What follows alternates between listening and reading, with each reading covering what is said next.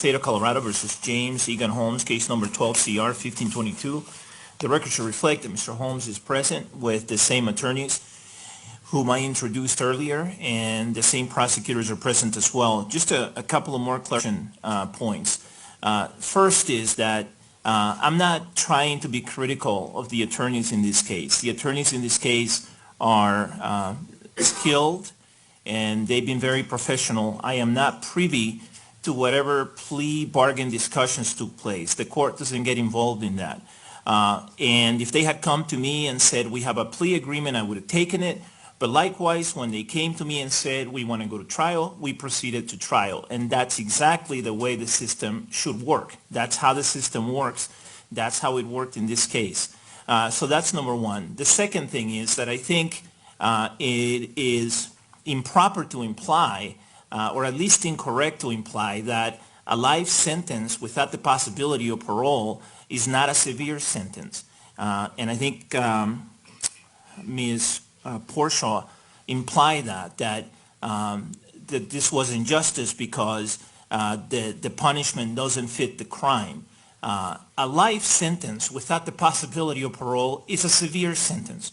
And we had multiple people tell us in jury selection that to them that is a more severe sentence than a death sentence. So to imply that this sentence is not a serious sentence or a severe sentence is incorrect. And I wanted to make sure the record was clear on that. Okay, with that, let's get back to the people the prosecution wish to call. Ms. Tish McGuire, who's next? Jerry Jackson. Okay.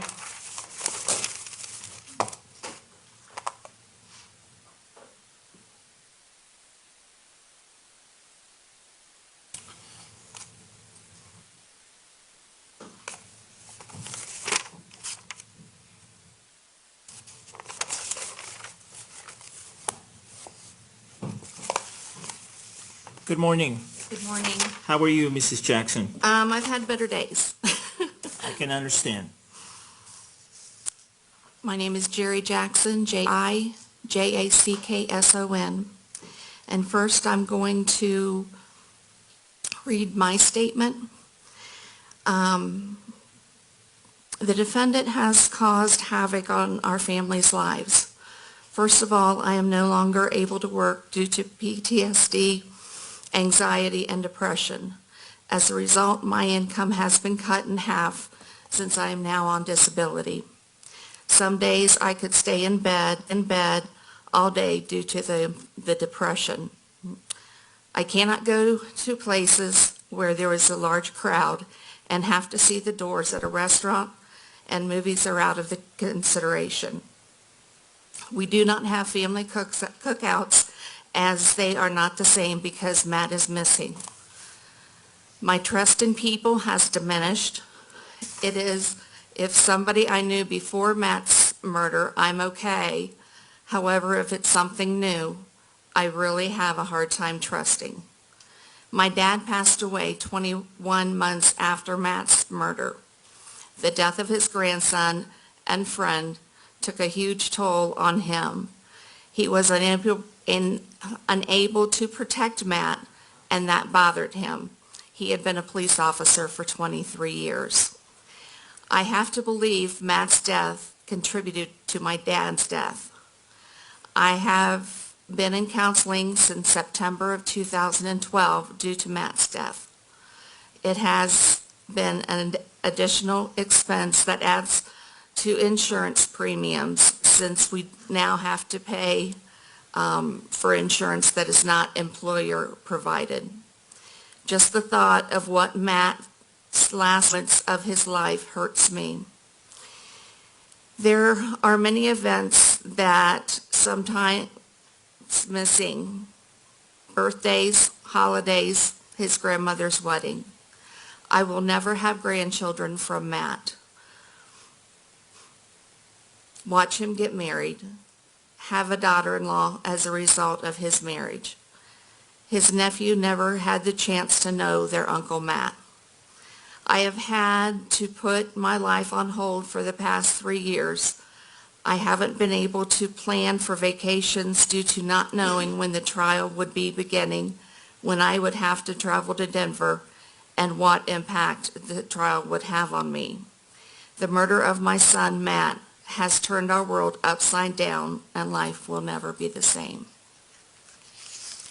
I'm also going to read Chris Jackson's statement, that is Matt's brother, that was not able to be here. The murder of my brother has impacted my family in such a way that it has destroyed relationships within the family. It has caused extreme pain and suffering to most every member. I lost my brother and my best friend as a result of this crime. I have constant thoughts and pain about him lying in a pool of blood as his life was away, and the pain he must have experienced.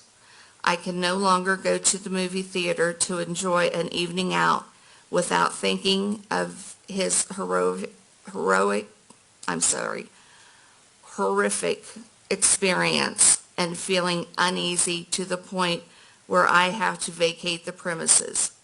Every day I think of the conversations we had, and I am pained due to the realization that we will never have another one.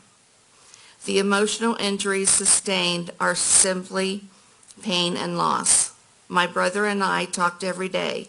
We had talked just a few hours prior to his death. There is no measure in the feeling of loss and sorrow that has been brought to my family and to myself. The pain 3 years later is as fresh as when I received that phone call that told me I would never see or talk to my brother again.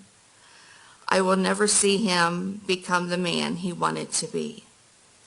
There is nothing that I feel could be done to assist in repairing the harm inflicted on my family.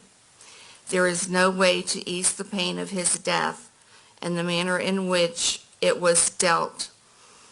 The relationships in my family will mend in some extent over time, but none of us will ever have a whole family feeling again. My family is forever broken, and nothing will ever mend this. The only condition that I would like to see the court impose on death, not because I am bitter, not because I want vengeance, and not because I want him to die life without parole, would be better. Except that would give him the opportunity to possibly talk someone else into doing something like this to some other families. Chris Jackson. Thank you. Ms. Stitch McGuire? Your Honor, Brooke Howden asked me to express her sincere gratitude and thanks to the court for providing counseling to the jurors. Also, Your Honor, if we could please have Renee and Greg Medic.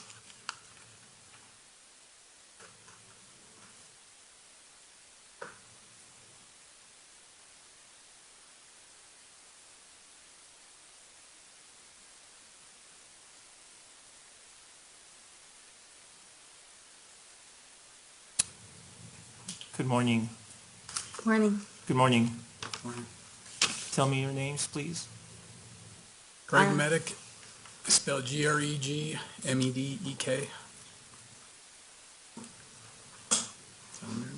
And I'm Renee Medic, Renamedek. Thank you. You may proceed, one at a time, please. Okay. This comes off a bit negative, but this is just how I feel every day, but there's more things that I'd like to say from the heart when I'm done. So my impact from this event is as follows. My mornings all start the same with Michaela's memory on my mind. For the first year, I was in shock and denial that this even happened. And slowly, it became real to me. In the first year, fighting with giving first fund for the victims was a nightmare. The nut jobs that come out and tell you, you're a liar, this is all a cover-up. There's so many conspiracy people out there that think that this was just some kind of government thing. And so while you're all the while you're going through shock and denial. It's a nightmare. And the past haunts you to the point of exhaustion. All the stuff you have to deal with on a day-to-day becomes even more taxing. It's nothing. It brings you a sense of happiness. You exchange stress for a little less stress. Compromise, sort of get used to always feeling that way. I have a lot of triggers now I need to cope with, and then always need to be on my guard. Let's not let them boil over into something that will be an embarrassment to me or my family. On guard in this PC world we live in, so nobody gets offended with you for your opinion. You don't have the freedom of saying what you really feel, as you'll be judged for it. And people take it out on you when you say what you really feel. This is due to the fact that they think they know what you're going through, and they feel as though they would be so much better at it. And people tell you, it's been 3 years, you should be over it by now. Come on, what's wrong with you? So you go on with your day-to-day, and you speak about it, and you bury it deep down inside, act if there's nothing wrong, hide from people and family.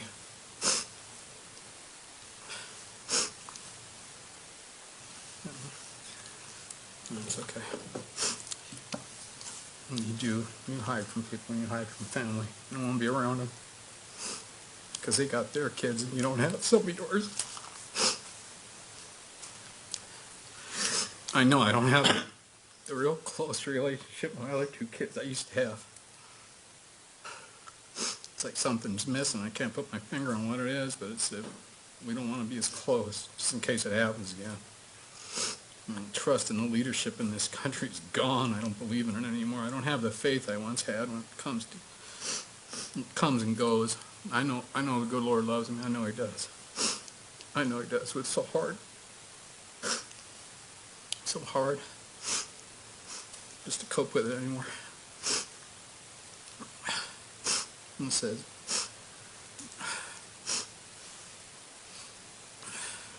I can't really sit in church like I used to. I can't listen to it.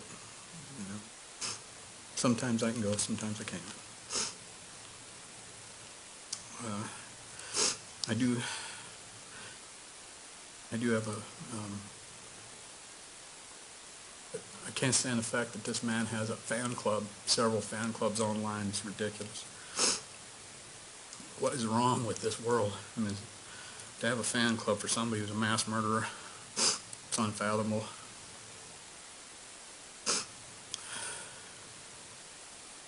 A lot of people told me I need to get over myself.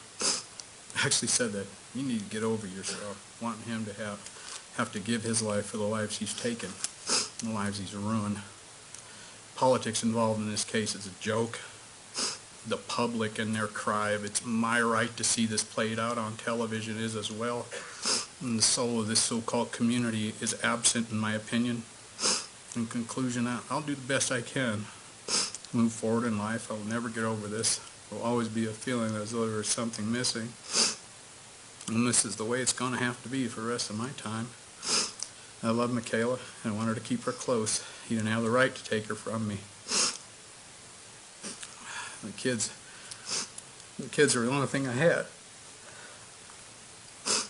The only thing I had.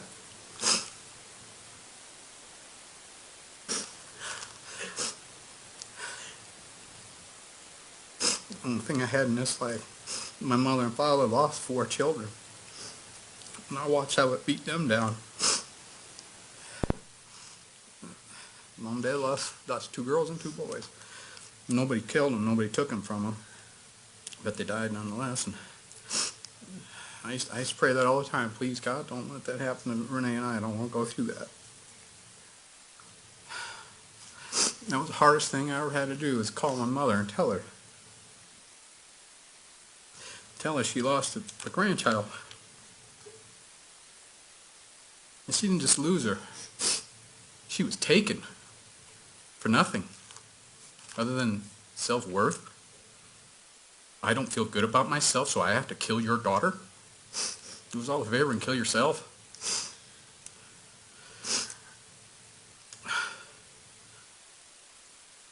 I don't mean to be so angry, but I know it.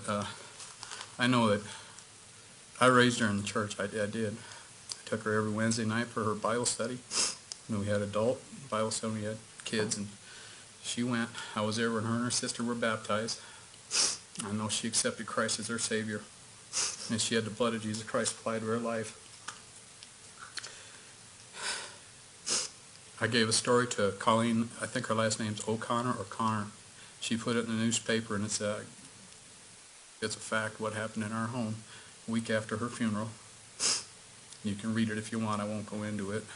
It's a long story, but it was the most supernatural, unreal thing I've ever had in my whole life happen. So I know where she is, and I gotta get over all of this and get it right and make sure that she's waiting there for me. I gotta make sure I get there. That's what I'm trying to say. So I can't have all this hatred in my heart, and I can't have all this stuff in there. And I don't really. There's a peace. The word says there's a peace that surpasses all understanding, and it is that. And I have it inside, but I got all this flesh over it, and it hurts. And I gotta dig deep into that to get to it, and then I can have some peace every once in a great while. Concluding, I'd really like to thank just some people. This comes off as kind of negative, and there's a lot of negativity in this world, and there's a lot of people that will just pat you on the back. 2 weeks later, they're like, could care less what happened to you, and that's true. But there's some really good people that I've come to know through this whole thing, and I'd like to thank first my wife for just being there for me every day. Just being somebody I could always go to. And the other is my cousin seated out there, Anita. She's always been there for me. Always. And she has a couple of really good friends that she knows through her work. And one of them is George Shapiro. He's a wonderful human being. He would write to me and cheer me up on from time to time, and I've been out there to meet with him a couple times, and he helped me out through my time I had to take off of work because I'd take unpaid leave, and he paid for my time off out of his own pocket. He didn't have to, but he did. He took care of me. And the other one is one of Anita's really good friends, Gary Shanling, and he wrote to me and has met with me a couple times, and is somebody that helped me along the way. I really appreciate them, all three of those people, and I have very few others, that help. But like I said, I kind of just hide from people, and I stay in the house a lot, and I go to my job, and I try to do a little exercise so I don't, I get the stress off, and church is real hard to do, so I don't really do that. But I just want you to know how much we miss Michaela. She was our baby, our youngest. We're not going to have any more kids after that. No. Can't. But, that's all I got to say. I just don't know what else to tell you other than, person had no right to take her from me like that. I don't have much in my life, but I had her, and she was a wonderful person. I wish I was more like her. I wish to God I was more like her, but I'm just not, I'm just not. Go ahead, huh? Mr. Medic, would you like to submit the article that you mentioned? You said there was an article? I don't know what this lady writes. I don't know if she writes the religion thing for the newspaper or whatever, but this is like 3 years ago I put it in there. Okay, well, let me, let the prosecution know if you want to submit it, and that's something that I'd be happy to review. Well, if you want, I don't care. I mean, it's up to you. All right, ma'am? All right, I'd like to read my mother's statement.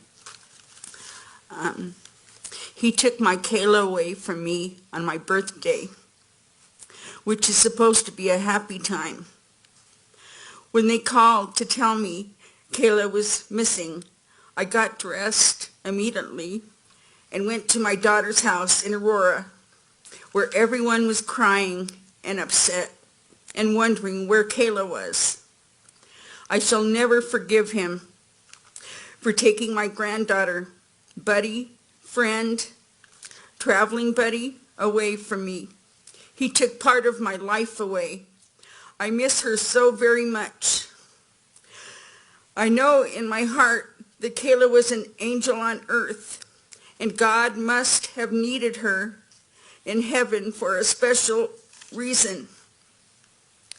I love her so much and miss her so much that it hurts.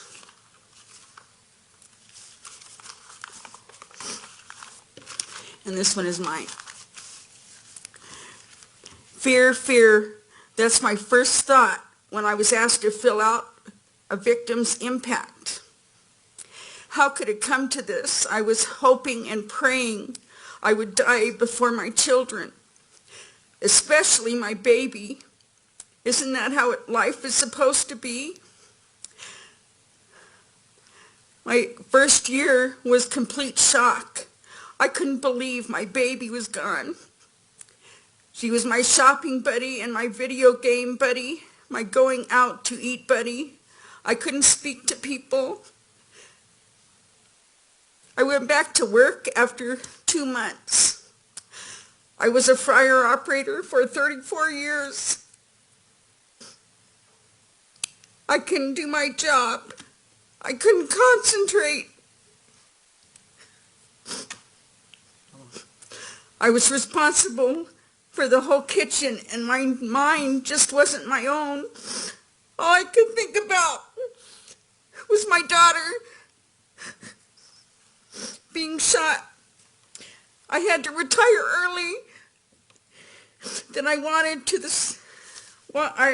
to retire earlier than I wanted to. In the second year, I just sat at home, could barely get up and off the couch. Nothing seemed joyful, just fear and despair. I will never be the same. I finally went to a doctor, and now I'm on antidepressants. Hopefully not for the rest of my life. At least life is bearable. I hid the first 2 years. The last year, I want to know everything concerning her passing. I miss her so much. Holidays are the worst. Her birthday, the day she passed, I will have no grandkids from her. I won't be able to go to her wedding. It really hurts. I love her so much. One thing I do know for sure is she is in heaven. I think the defendant should get the max sentence and think about what he did every day, like we have to miss Michaela every day. Thank you, that's it. Thank you both.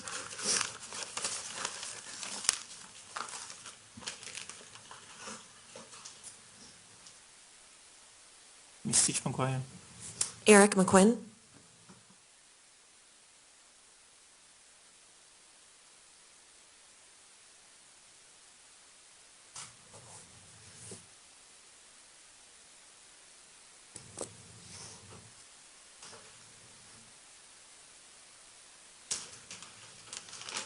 Mr. McQuinn, good morning. Good morning, how are you? Good, how are you? Pretty good, mostly pretty.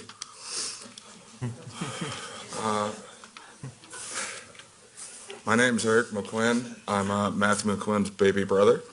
How do you spell your first name? Eric, E-R-I-C, McQuinn, M-C-Q-U-I-N-N.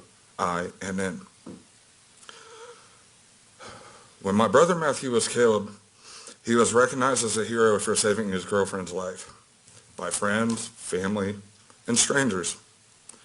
1,000 people were there at his wake to celebrate the friend he was, the heroism he showed, and to meet a man they wish they would have met sooner in life. He was recognized by an actor that he grew up watching, Will Smith, as a hero. Musicians that he couldn't turn up loud enough in his car, Avenged Sevenfold, and many more that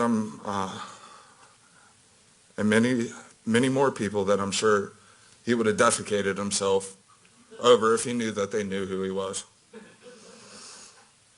The defendant made Matt the center of attention, something he always enjoyed being. So the defendant failed at taking Matt's legacy. What the defendant did accomplish is he put the weight of the world onto the shoulders of Matthew's baby brother.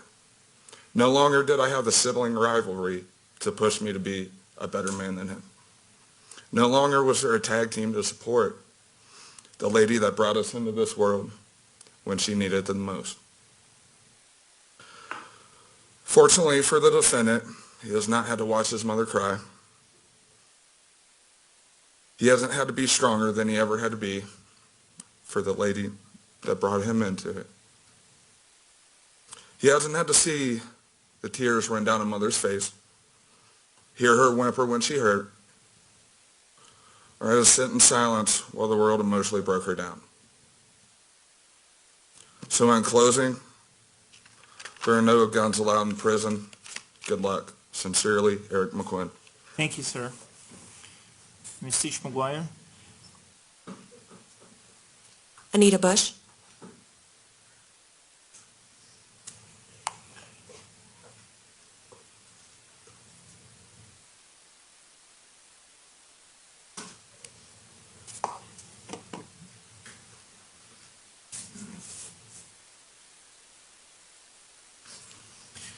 Good morning. Good morning.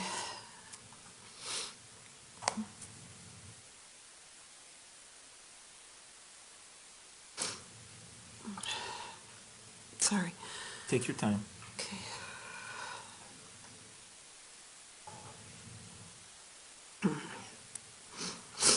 I received a phone call after 7 a.m., just after 7 a.m., on July 20th, 2012. And it was my 84-year-old mother who told me that Greg couldn't find Michaela, my mom and Greg's mom, Caroline, are sisters. My mom asked me if I could help him. And I said, what do you mean? She couldn't find Michaela. He can't find Michaela. What are you talking about? Was she kidnapped? It just didn't make any sense. And she said no, she went to a movie and she didn't come home, and turned on CNN. And when I did, a panic set in. You see, Greg Medic, my cousin, was one of my saviors when I was a victim of crime. When the life I knew and the life I loved was torn apart and became nothing I recognized anymore, I had lost everything. I was in fear for my life. I was in fear for the life of my family and friends. And I felt an extreme betrayal by God. I was in complete agony and utter despair, and it was Greg who said to me, and he was the only one who told me this. He said, everything's going to be okay. He said God protects his children with a jealousy. And in that moment in time, it was exactly what I needed to hear to get up off the floor. He reached me with those words and he pulled me up and he gave me back a little mustard seed of hope.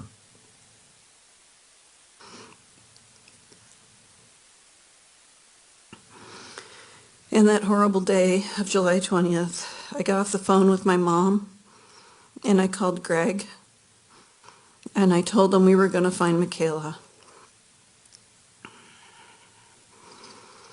He feared that she might already be dead. He said he just had that feeling, and I said, we're gonna find her.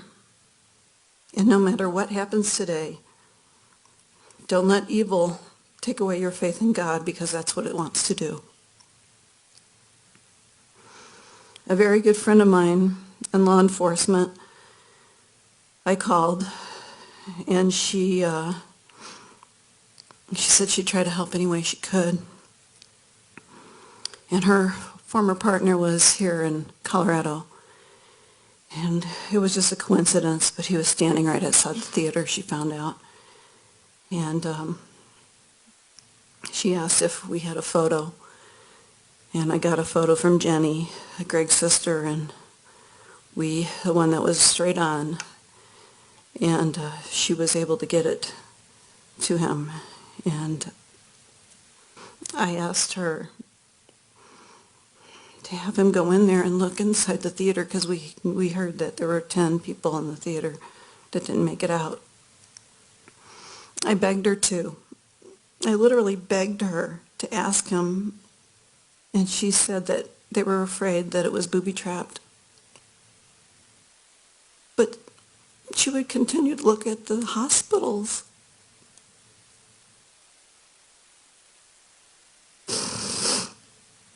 So she did.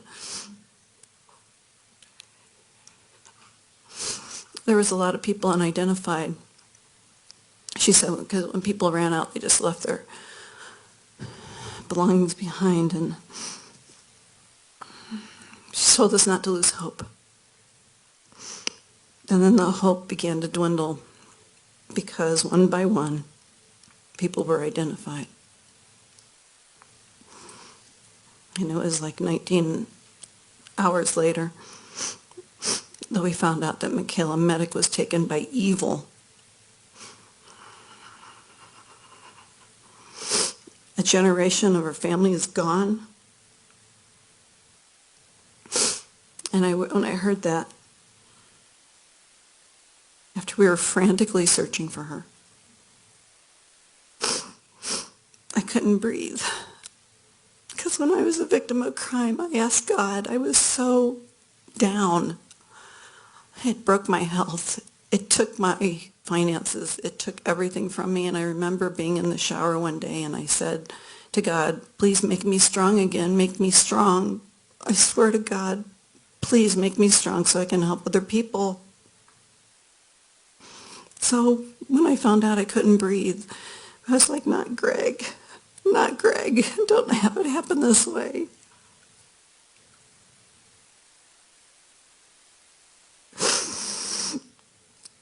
I just screamed and I cursed God, and then I remembered my own words to him.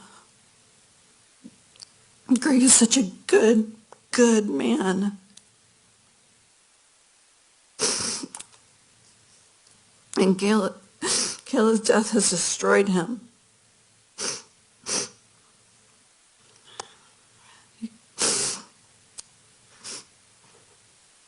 Sorry.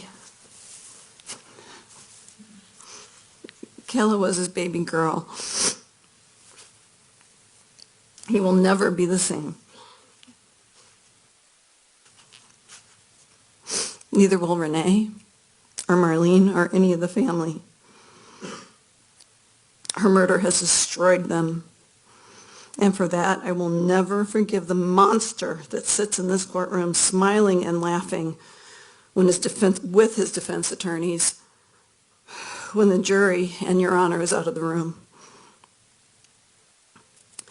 It has destroyed lives times thousands, like watching the concentric circles form after a rock is dropped into a lake, except that lake is the size of an ocean. Our families are sweet families from Aurora, are broken and battered and suffering immeasurable pain that will never end. We do our best behind the scenes to keep each other on our feet. from thoughts of suicide, from going bankrupt, from losing a place to live, from panic attacks, from nightmares, through illness brought on from stress, from anger that can't be tamed, from losing faith in all that is good, after multiple charities re-victimize the suffering by withholding money and services desperately needed by the families of the deceased and injured, from being afraid in crowds and jumping at the slightest sounds, from struggling from unwavering depression, from the loss of hope, from your belief system changing, from trying to figure out how to cope with a life that you don't recognize anymore, from the loss of faith in God, from battling the truly mentally ill, who levied death threats and stalked our families behind the scenes and claimed the shooting never happened, from fighting those who desecrated the faces of our loved ones on social media, from the NRA, which unbelievably called families after the shooting to ask for donations,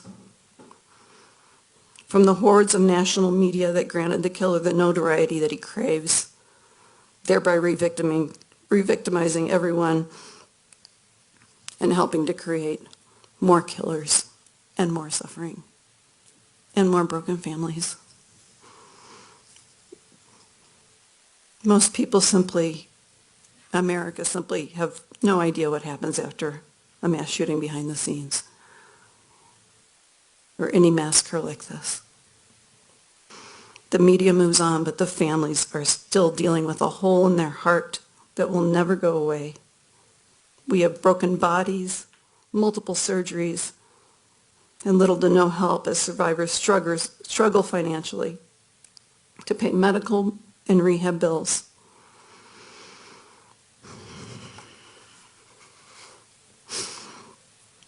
Exhausted and emotionally, physically, and spiritually spent, we still try to keep each other on our feet somehow, some way, because we are all one family.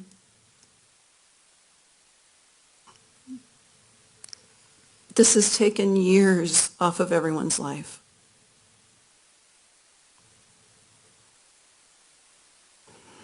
That agony, it just wraps around you and it smothers your soul. And I have witnessed Michaela's family and friends struggling with a pain that is too great to bear. I have seen Michaela's friends who were with her in the theater that night go into full-blown panic attacks and break down from the pure gut-wrenching agony of what they experienced. No human being should ever have to go through what they went through, see what they saw, experience this kind of trauma and loss.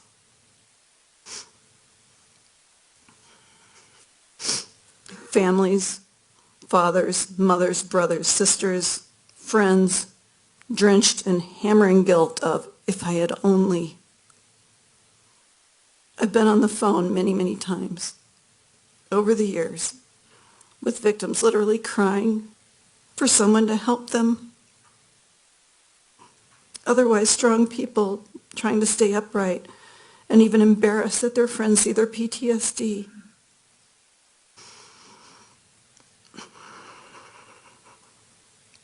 The agony is ever present. And so you do whatever you can just to relieve even a little bit of that pain. These are good families. They're really good people. And they've been decimated.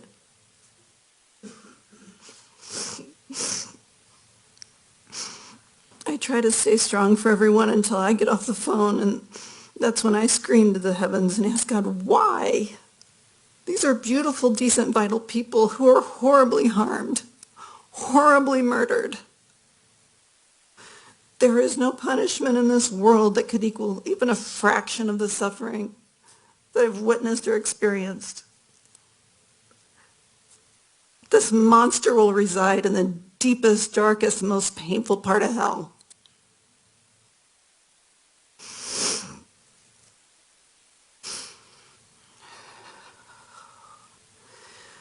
How can anyone possibly put into words such unrelenting agony and despair?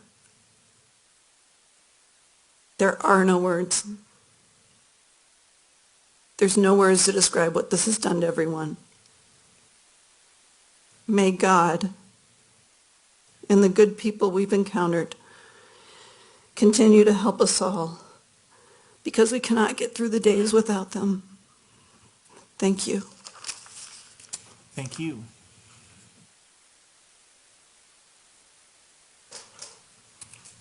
Ms. Stitch McGuire. Tom Teves?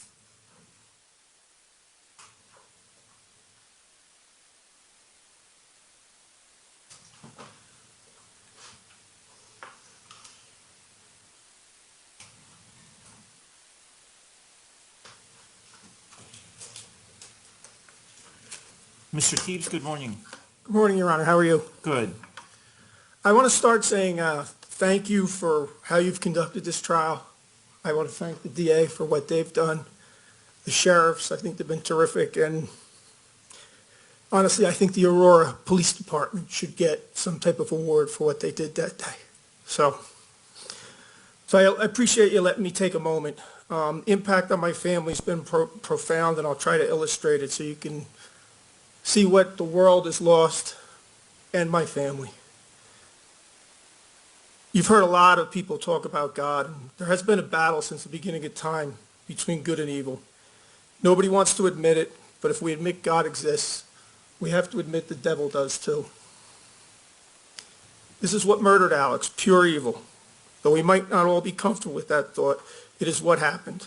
But let me start by talking about the impact to our family and what we in the world lost when Alex was murdered, by pointing out that Alex was good. Alex was our firstborn son, the best friend of my wife, also just pure good. The proof of this is illustrated by the outpouring of love and kindness that we've experienced through the police and victims advocates of the Aurora Police Department, the Arapahoe County Sheriff's Department, the victim advocates of the Arapahoe County Sheriff's Department, the District Attorney's Office, as well as, I want to say, thousands of ordinary people who care and demonstrate what the definition of good is. Love is the most powerful force in the universe, and our love for Alex could not be more powerful, and our grief correspondingly great. The sad fact is that grief causes physical pain. I didn't know this before this happened. We're in constant and intense physical and emotional agony, and we'll have to endure this every second of every day for the years and decades to come until we leave this earth. On most nights, Karen will have night terrors, and I'll wake up between 3 and 4 in the morning just angry that Alex is no longer with us, unable to get back to sleep. Our family has been significantly impacted by this horrific homicide. But through Alex's vision and teaching, and by showing love to each other, we will somehow overcome. We will never let evil win. And that was what Alex stood for. And win they will not. Before the events of 2012, if you asked me about my boys, I have 3 of them. When I spoke to Alex, I would describe Alex as a good boy, but it turns out I was wrong. Alex was a good man. Alex spent his last moments on earth rising up from a safe place and grabbing the love of his life, Amanda, and putting her on the ground to get her out of harm's way, shielding her with his body and taking a full metal jacket bullet designed for maximum destruction directly to his forehead. His death was instant. But Jesus has said that greater love has no man than this, that he laid down his life for his friends, which Alex unequivocally did. His courage was never in question, and his commitment to take care of others was consistent his whole life. As I said, in a word, Alex was good. I don't want to focus on that day as much as I might be driven there, for the story for Alex is so much more. He was always heroic. But real-life heroes live in the background, which is what Alex did. He was always just Teves to his friends, or Alex to us. But that was as much an adjective as a noun. Everyone always wanted to be around him because he always stood for good, he always stood for love, he always stood for doing what was right. But doing those things require effort and dedication. He focused on people and believed people were inherently good. Alex knew love is the most powerful force on earth, and that being good led you to love. Alex's display of courage was demonstrated throughout his life, but one story of note happened in college. Alex was a passenger in a very bad motor vehicle accident. And even though he had injuries that would eventually lead him into the ICU, Alex managed to get out of the vehicle and tried to help his friends to safety. Once the paramedics arrived on scene, Alex continued to tell the paramedics to take his friends first in the medevac helicopter when he was actually in worse shape than the majority of them. It only ended when the medevac paramedics forced him to go. Alex was strong both in body and spirit and had an inherent confidence that he leveraged to help people and make them all get along. There's hundreds of stories where he used his confidence and his strength to diffuse a situation, but I'll share one with you. One night when we were walking home after having dinner at a local restaurant, we ended up around some young men who were inebriated and agitated. I was quite sure things were not going to end well, and quite frankly, I'm much too old to have these things happen. But Alex moved in between the three men and myself and displayed confidence, strength, but at the same time was not overly aggressive. He made them realize that he was not someone to be reckoned with, but always allowed them to maintain their dignity so they didn't feel compelled to make the situation worse. We all ended up high-fiving. The two of us walked home. People could just feel his strength. He used his skills to help, not hurt society as a whole, and always treated people as individuals. Alex loved superheroes. I'm not certain why. He had a fascination with Spider-Man, but he loved him. Maybe it was because Alex was always climbing things before he could even walk, like his changing table in the nursery or the time he climbed in the refrigerator to get milk. And then, yeah, it was into the refrigerator. We found him on the shelf. I almost didn't see him, was about to close the door. But I think Alex liked Spider-Man because Alex's inherent goodness and ability to convey that to others, to drive them to be better, to create collaboration, was in some way like a spider's web, where he could connect individuals from different backgrounds together so that everyone could hang out and be with each other and have a good time. The human synergies that he created allowed him to be stronger than the sum of the parts. Alex was always thinking that collaboration was good and that people connecting in a positive manner was why he was put on earth. Alex also loved all music. It soothed his soul. He was a very good guitar player, but he was too modest to ever display it, and often in public, and we would have to beg him to play. Occasionally, as a special treat to his mom, he would take out the guitar and play for her. We would all just watch playing and watch his mom delight with the glowing pride and admiration for his talent and knowing that his love for her overcame his shyness. The last year of his life, when Alex came home for Christmas in 2011, Amanda, who was the love of his life, was with her family in New Mexico, and Alex spent a lot of the time playing guitar in his room, and we had no idea, but we found out later that he recorded a CD singing songs to Amanda, and thank God we still have that CD. He also loved food, but when you asked him what he wanted to eat, he would say something delicious. This way he would ensure he would get food that would be good, but would allow everyone else to get what they wanted. He always focused on relationships. I learned a lot from Alex. He taught me to be a better person. He once said to me, after watching me for many years working a day or week from home as I do, that he wanted to help people, not do what I do. And I don't blame him. He had the courage and the fortitude to do what he wanted to do, regardless that the outcome may have resulted in a lower paycheck. Helping people and a quality of life were paramount to Alex. He had his mom to himself for various reasons for the first 6 years of his life, but I will never forget how excited he was when he found out he was having a brother, though he knew it meant he would no longer have his mom to himself. He had zero issues sharing her to bring more people into the family. Alex always took the time to connect with his brothers. Alex loved them both, and he was their hero. Alex helped teach them how to be a better person. Alex also helped me teach me how to be a better father.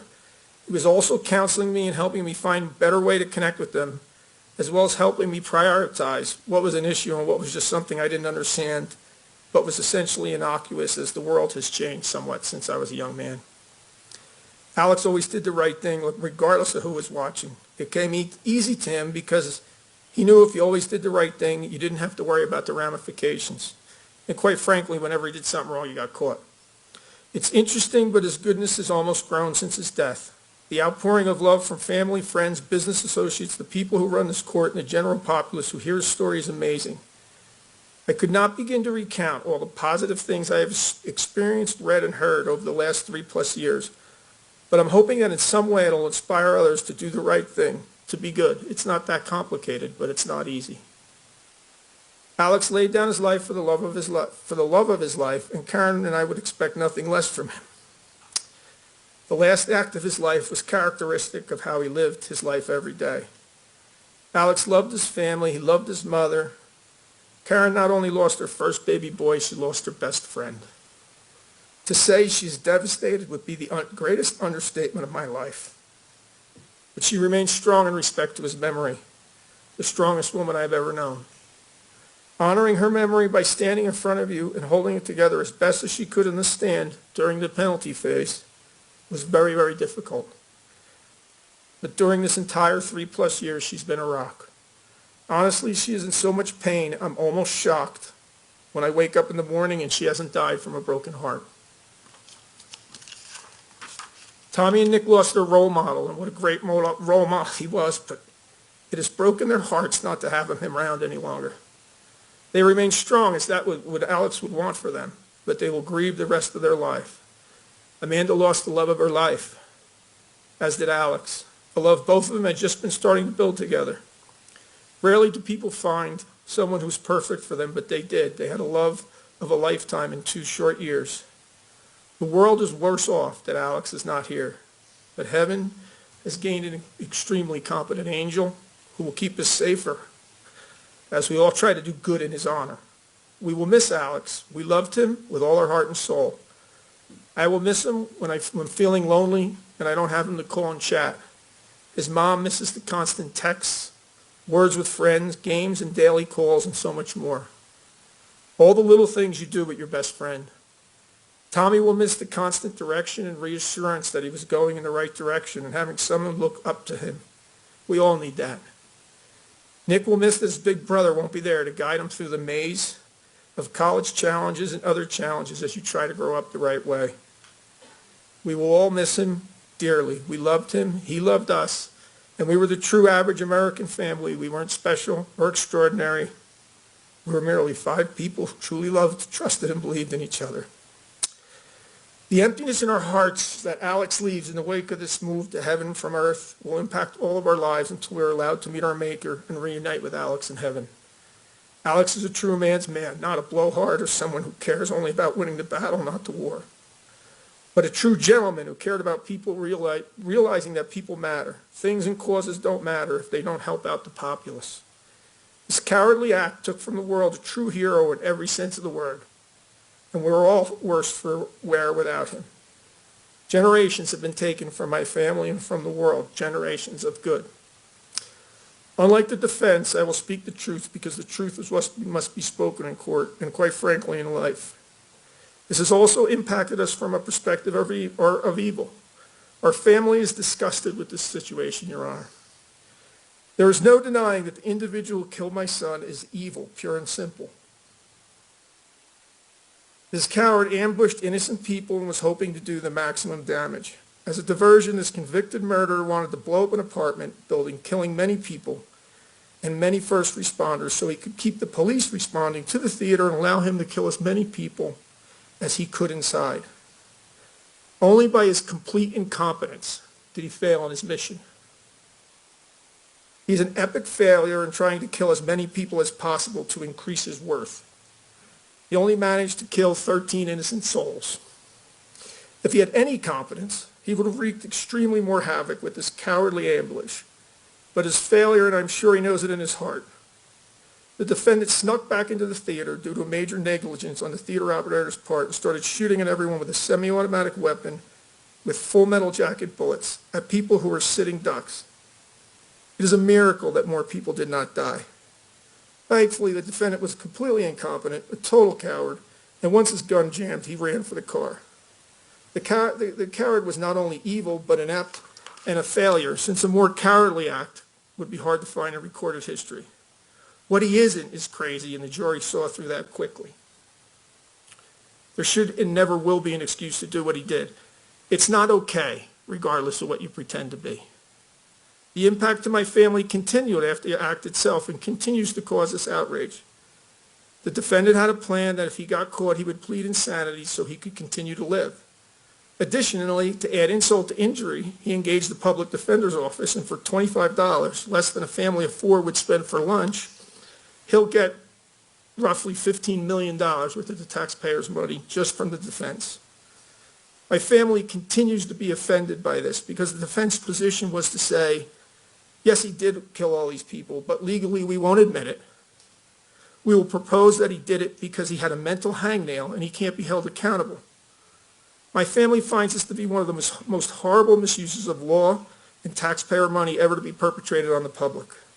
My family is hard-pressed to support a government who thinks it's okay to sneak into a movie theater with full ballistic armor, a shotgun, a pistol, and a semi-automatic weapon with full metal jacket bullets and start firing into a crowd indiscriminately to increase his value. And then, when caught, say I did it, but it wasn't my fault. The devil made me do it. Yes, the defendant is evil, no question. But as a society, we have to hold people accountable. And the jury in record fashion did. He was held accountable. But the laws must change. You cannot have an excuse for doing what he did.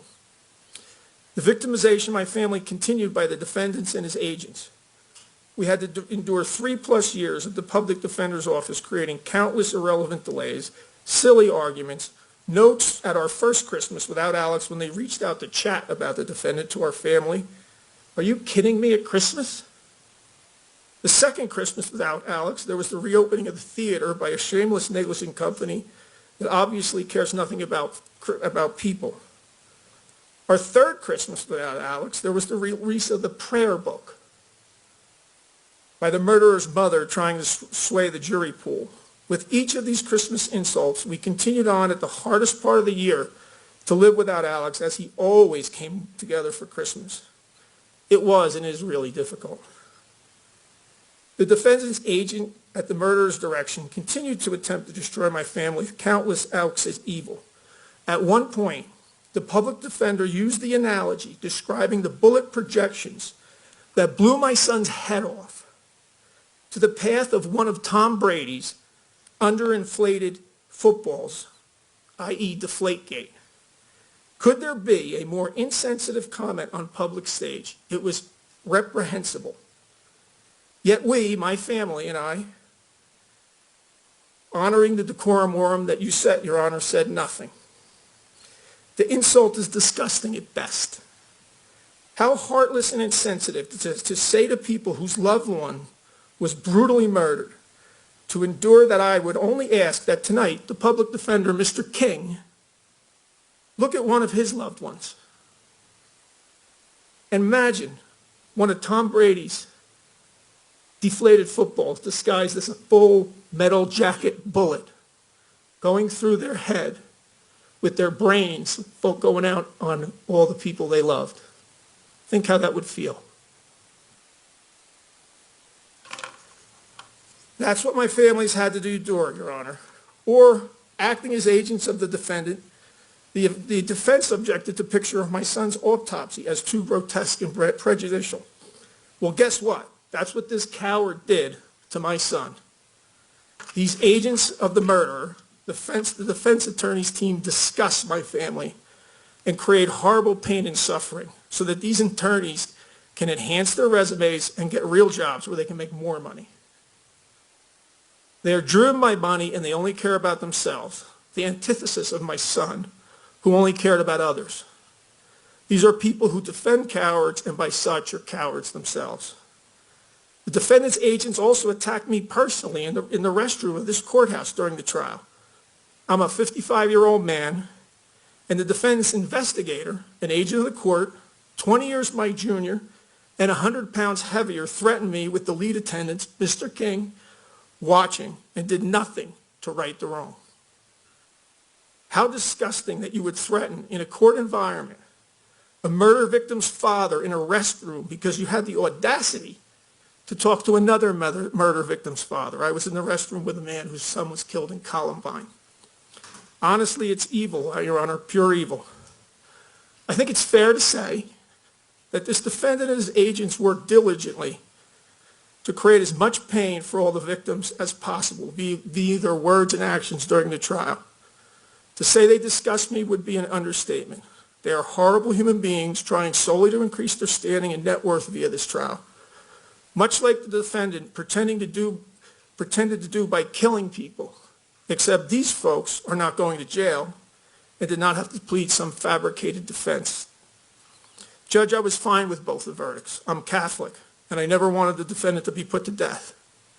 It wasn't a death sentence, so these lawyers enhanced their resume. No one will care about the murderer moving into the future. He can stay in a little tiny room for the next 60 years or until he dies, unless he has the courage, which he won't, to come out. It has been said that cowards die many times before their deaths. The violent never taste death but once. And in Alex's case, I'm certain the Lord took him before the bullet hit him. So the coward and his accomplices continue to lose, and the brave and the loving will always win. Additionally, the impact of my family by the coward defendants and his agents continue to this day. With the prosecution asking to hold this sentencing hearing sooner, the defense said they were not available. Even though, by His Honor's orders, they were told to be available on those dates, that court would be held on those days.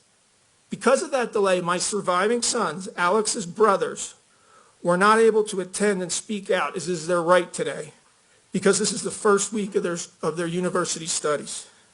They had to be in school. Had the lead defense attorney been a man of his word, which we know he is not, and been available to be as agreed prior, Alex's brothers would have been able to speak their minds at this proceeding. So Mr. King's selfishness and self-centered behavior robbed them of this healing act. But we will overcome. As evil as Mr. King is, he is powerless in the face of good. To continue the evil acts, Ms. Brady, who laughed and joked with the coward at the proceedings on many occasions, was sitting at an outside coffee house at Arapahoe in Peoria, laughing with her friends like it was her birthday, while the jury was deciding whether their defendant, lived or died. The verdict was reached about an hour after I saw her. None of these agents of evil care about the defendant. They only care about furthering their careers. At least the defense is consistent in the protection of the guilty cowards and their re-victimization of the folks that pay their salary. Quite frankly, they all disgust us. Again, I'd like to take the time to thank the people that we did meet here, from the district attorney, the sheriff's office, the Aurora Met, and yourself, Your Honor. Today I will walk out of here from all this evil and move on with my life. Hopefully never thinking of any of the evil people that I've outlined here, and staying in touch with all the good people who helped us through this.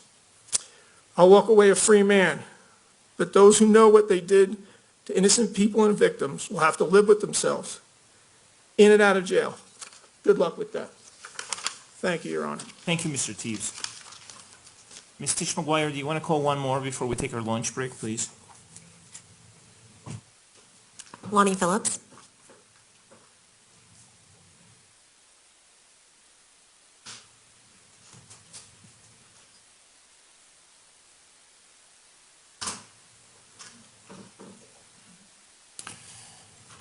Mr. Phillips, good afternoon. Good afternoon to you, Judge.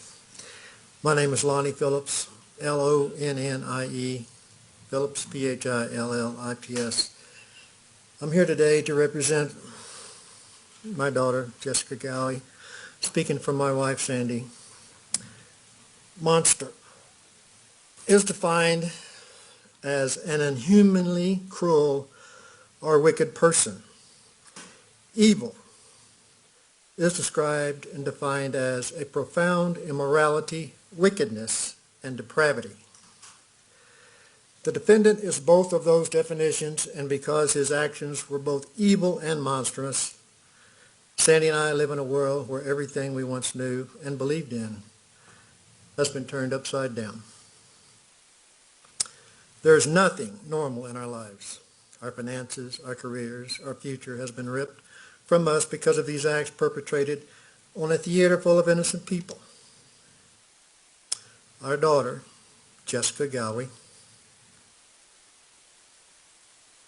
whose spirit was kind, loving, joyful, and full of concern for others, was shot 6 times, causing horrific wounds.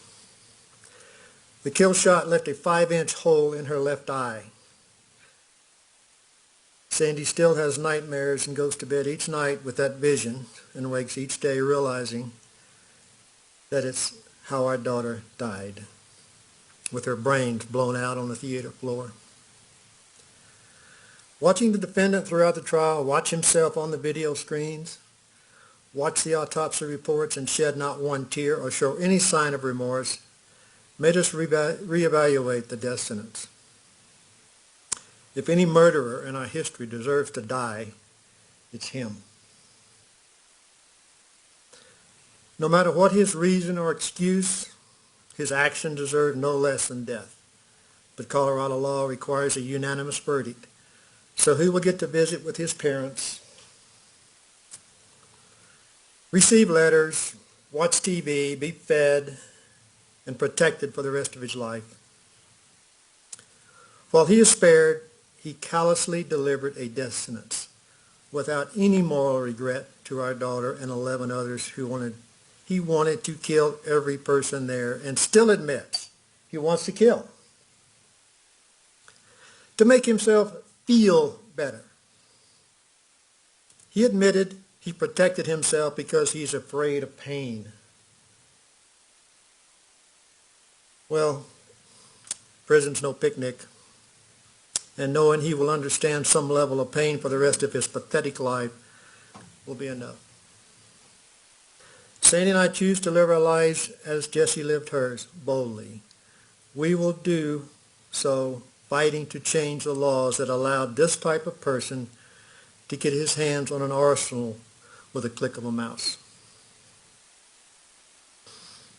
He may have stolen our most precious daughter from us, but her legacy will live on through positive work, where he will languish and hopefully be forgotten in prison. He deserves no notoriety.